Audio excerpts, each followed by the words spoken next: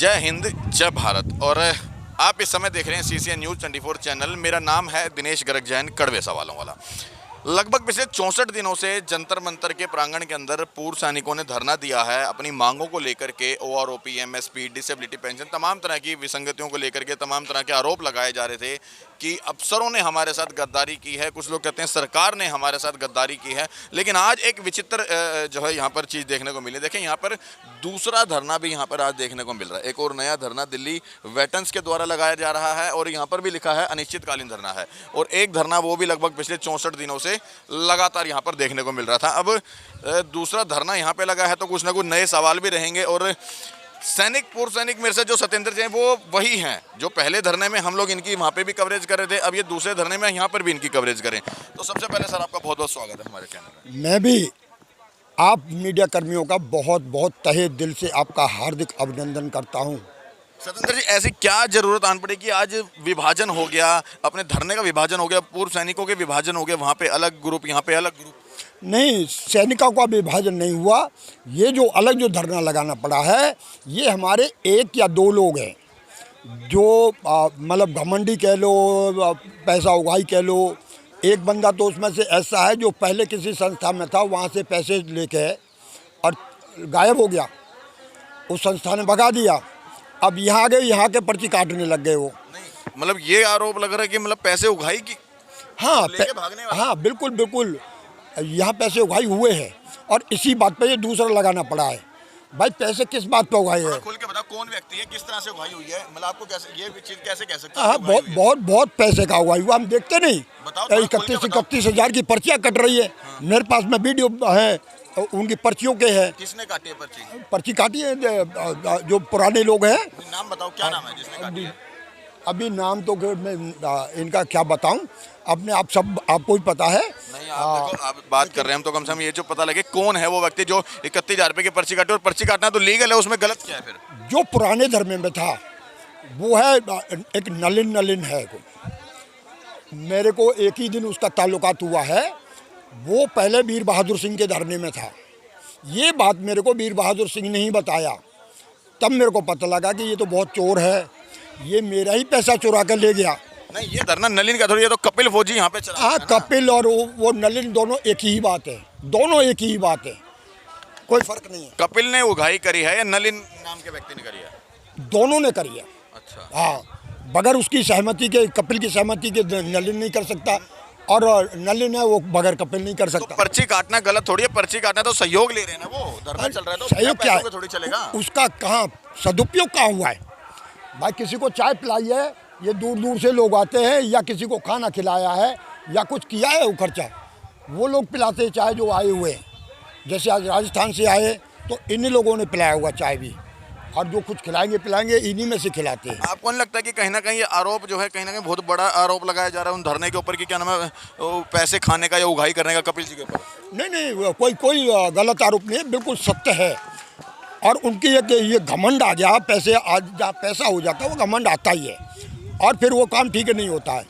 इतना घमंड आ गया कि जो उनकी लैंग्वेज ही बदल गई है। कुत्ते बिल्लियों पे, जानवरों पे आ गए। तो हाँ, कपिल जी नहीं। अच्छा। वो दूसरा जो उनका बंदा है, क्या नाम है उनका? नलिन तलवार है उनका नाम। तो कैसी लैंग्वेज है उनकी, क्या बोलते हैं वो किसी को भी जिसको चाहा, पहले सुंदर पहलवान जी को निकाल दिया। हाँ। फिर एक और नरेश से, इससे बागपत से, उनको निकाल रहे थे। तो मैंने एक उस पर लिख दिया कि भाई, अब जोड़ने का टाइम है, आप तोड़ क्यों रहे हो? अब तोड़ने का टाइम नहीं है, और आप लोगों ने इतनी मेहनत किया है तो कम से कम जो है अपनी लैंग्वेज सुधारो और ये मनमर्जी मत करो। मन की गलती आपसे भी हुई होगी, आप भी जो है सतवीर साहब के पीछे रहे थे। बस उसी बात बोलो, कौन मादर चौथ बोल रहा सतवीर के पीछे रहे। अच्छा। सिर्फ इतने पे इतनी गाली दी उन्होंने? हाँ, बोलो, वो लिखी उसमें। तो मैंने लिखा, मन के साले 10 बार मादर चौथ मैं बोलता हूँ। और आज मैंने जो चेतावनी दी है कि वो जो है, अगर जानवर की औलाद है वो आए मेरे सामने। आज बुलंदशहर से टाइगर आया है, कमांडो आया है, सत्येंद्र सिंह, मुकाबला कर आज उससे, तेरी हिम्मत है तो। सत्येंद्र जी को निकालने के पीछे तो ये बताया जाता है कि ये राजनीति कर रहे थे, ये अपना नाम चमकाने के लिए कर रहे थे, इसलिए निकाला गया। ये अगर उनको जलन होती है तो इसका क्या हो सकता है? भाई दुनिया भर में आप लोगों ने मेरा इंटरव्यू लिया है, अगर वो मशहूर हो रहा है तो मेरा क्या कसूर है उसमें? अपनी राजनीति करने के लिए थोड़ी यहाँ पर धरने पे बैठे थे, यहाँ तो पूर्व सैनिकों की आवाज हक उठानी थी ना। बिल्कुल, मैं तो पूर्व सैनिकों की आवाज तो उठा रहा हूँ। और मैं सत्येंद्र जी की बात करूँ, उनके ऊपर तो यही आरोप है ना कि भाई वो लोग अपनी राजनीति चमका रहे थे यहाँ पे। वो लोग, हाँ वो लोग सत्येंद्र जी, हाँ? सत्येंद्र जी राजनीति चमका रहे थे, जब भी तो उनको निकाला है धरने में से। अब मैं सत्येंद्र जी हूँ? नहीं, उनकी बात करूँ, पहलवान जी की। पहलवान जी की? हाँ। नहीं नहीं, कोई राजनीति तो वो कर रहे लोग, उनकी जुबान पर रटा हुआ। देखो चोर होगा उसको सारे नजर आएंगे, चोर को चारों तरफ जिधर ही नजर घुमाएगा चोर ही नजर आएंगे। और मीर जाफर और जयचंद भी वही होगा, क्योंकि उनके दिमाग में जयचंद और मीर जाफर बसा हुआ है। मतलब ये जो जैसी सोच होगी ऐसा ही सोचते हैं। 64-65 दिन से बैठे, इनके अंदर भी मीर जाफर या जयचंद है हाँ मतलब। बिल्कुल बिल्कुल बिल्कुल, ये वही है, ये वही है। ये धरना तोड़ना चाहते हैं, लेकिन हम धरना नहीं टूटने देंगे, ये हमारा वायदा है। धरना चलेगा, वो भी हमारे भाई हैं और ये भी हमारे भाई हैं, पूर्व सैनिक भाई सब एक हैं। लेकिन उनको भी समझ में आ जाएगा कि कौन गंदा है और कौन सही है। आप ये देखो ना, वो हमारे पास आना आप पड़ेगा। भी तो इन्हीं के बीच में लगातार 64-65 दिन तक आप भी तो बैठे रहे और पहलवान जी भी बैठे रहे, अब क्या ऐसी बात आनी तो पड़ी? क्या हमने कोई मेहनत में कमी छोड़ी क्या? भाई डेली सुबह आते थे और रात को जाते थे शाम को, हमने कोई कमी नहीं छोड़ी ना। लेकिन ये तो उन गद्दारों को मिर्ची लगी, गद्दारी बोलूँगा। उनको इतना शर्म नहीं आया, तुमने ये धरने को जोड़ के रखना है या तोड़ना है? धरना उनकी वजह, कैसे वो तोड़ना चाह रहे हैं? मतलब उनकी वजह से धरना लग रहा है। नहीं, वो कैसे तोड़ना चाह रहे हैं? ये टूटना ही है, जिसको मर्जी यार निकाल दो, ये टूटना ही तो है। अगर पहलवान जी को ना निकालते क्यों लगाते दूसरा धरना? अगर मेरे को ना, मेरे साथ में बदतमीजी ना करते तो क्यों आता? मैं क्यों बदतमीजी करी? आपने कुछ किया होगा गलत? कुछ नहीं किया। क्या किया था आपने? आपका सारा वीडियो है, मैंने कोई किसी सैनिक भाई के खिलाफ कोई बोला नहीं, मैं तो उन लोगों के खिलाफ नहीं बोला, सिर्फ एक शब्द लिख दिया। भाई गलती किसी से भी हो सकती है। वो एक नरेश सिंह बागपत जी के, उनको निकाल रहे थे, मन के ऐसे मत निकालो भाई, तो टाइम है भी जोड़ने का। होगी फिर नरेश जी ने कोई गलती नहीं की, उन्होंने कपिल का नाम ले दिया। और वो जो तलवार जी हैं वो कपिल के नाम से चलते हैं। अच्छा, 5-10 गाली तो कपिल के लिए याद दे गया मेरे को।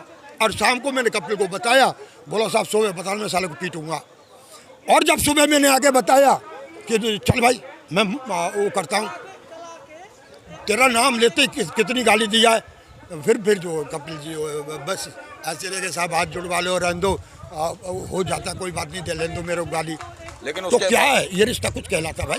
लेकिन उसके बावजूद भी लगातार देखो 64-65 दिन से ये धरना यहाँ पर कपिल जी की अगुवाई में खूब सही चला रहे हैं लोग। अब हमारा और बढ़िया चलेगा, अब हमारा 24 तारीख से जोर पकड़ेगा पूरा। और ये भाई भी हमारे साथ में अपने आप, अगर यही रफ्तार इनकी रही तो हम अपने आप आएंगे हमारे पास में।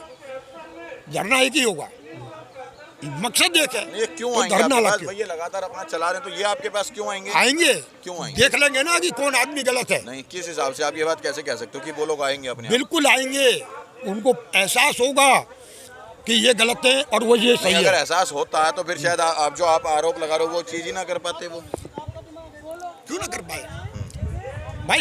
हमें कोई खुशी थी क्या? हम कर रहे ना, कितना 55-56 दिन से उनके साथ थे ना, बिल्कुल सुबह से शाम तक रहता था ना, क्यों आना पड़ा यहाँ? उनके अंदर कमी जैसे हमारे साथ हुआ है, कई लोगों के साथ हुआ है, ऐसा उनके साथ नहीं हो सकता क्या? अब आज सरदार जी क्या दिखाई दे रहे हैं यहाँ? सरदार जी कितने रहते थे? आधे सरदार जी होते थे, कहाँ गए? सरदार जी गुम हो रहे हैं यहाँ से तो। नहीं, वो तो आते जाते रहते हैं ना, कोई आता है, कोई जाता है, कोई जाता है, कोई आता नहीं रहता है। नहीं, और डेली जो है आधे सरदार जी रहा करते थे, आज एक सरदार जी अभी आए हैं भी। ये भी मेरे को लग रहा है ये उनके फेवर में, हमारे फेवर में। अच्छा, मांगे वही हैं सेम? क्या मांगे अपनी भी? हाँ, मांगे वही है, मांगे दोनों की एक ही है। उन लोगों को OROP का ABCD नहीं मालूम है। आज मैंने सुबह यह भाषण दिया, उसमें बताया है कि OROP है क्या। OROP मांगे वही हैं, मांगे वही है, लेकिन उनके दिमाग में जो है विसंख्या घुस रही है, OROP विसंख्या। OROP कोई दवाई नहीं है जिससे विसंख्या खत्म हो जाएंगी। OROP ये समझते हैं कि OROP टैबलेट है, कैप्सूल है, या जो है सिरप है, या इंजेक्शन है। OROP ना इंजेक्शन है, ना सिरप है, और ना घुट्टी है। OROP एक बीमारी बना दिया इन लोगों ने, और उस बीमारी का इलाज हमने बताया सुबह, उस बीमारी का इलाज मैंने सुबह बताया है, वो करेंगे उसको। जी हाँ। ठीक है। देखिए यहाँ पर जंतर मंतर के ऊपर, और मेरे साथ ये थे पूर्व सैनिक सत्येंद्र जी, और जो वाकई मैं खुद ये चीज़ लगातार हम आपको चैनल के माध्यम से दिखा रहे थे कि पिछले 55-56 दिनों से जो है जो वहाँ पर साबका सैनिक कमेटी की तरफ से जो है यहाँ पर धरना प्रदर्शन चल रहा था, जिसको जो है कपिल जी यहाँ पर उसको कपिल फौजी की अगुवाई में यहाँ पर धरना चल रहा था और बड़े अच्छे से ये लोग भी वहाँ पर लगे हुए थे। लेकिन ना जाने किन कारणों की वजह से लगातार ये अभी बताया इन्होंने कि आरोप यहाँ पर लगाए हैं कि अगुवाई चल रही थी, पैसों की उगाही चल रही थी, या वो लोग कुछ पैसे लेने देने का भी कुछ आरोप इस तरह का लगाया गया है। लेकिन फिर मैं बताना चाहूँगा कि जो मांगे हैं वो एक हैं, एमआरपी उसकी एमएसपी को लेके, ओआरओपी को लेकर के, डिसेबिलिटी पेंशन को लेके, विधवा पेंशन, तमाम चीज़ों की जो विसंगतियां हैं, तमाम चीज़ों की जो धोखाधड़ी हुई है, कहीं ना कहीं अफसरों ने पूर्व सैनिक की जी पूर्व सैनिकों के कहीं ना कहीं साथ छल किया गया, पूर्व सैनिकों के साथ गद्दारी हुई है और इन लोगों के साथ कहीं ना कहीं विसंगतियां पैदा की गई हैं। तब जाकर के आज पूर्व सैनिकों इतनी गर्मी के भीतर भी चाहे धरना वहाँ हो चाहे धरना यहाँ हो, लेकिन यहाँ पर बैठना पड़ रहा है इन विसंगतियों को लेकर के। निवेदन करूँगा सरकार से कि जल्द से जल्द इन विसंगतियों को दूर किया जाए, अदरवाइज हमारी सेना खोखली होगी, हमारा देश का जवान खोखला होगा तो हमारा देश कभी भी पनप नहीं पाएगा। जय हिंद, जय भारत।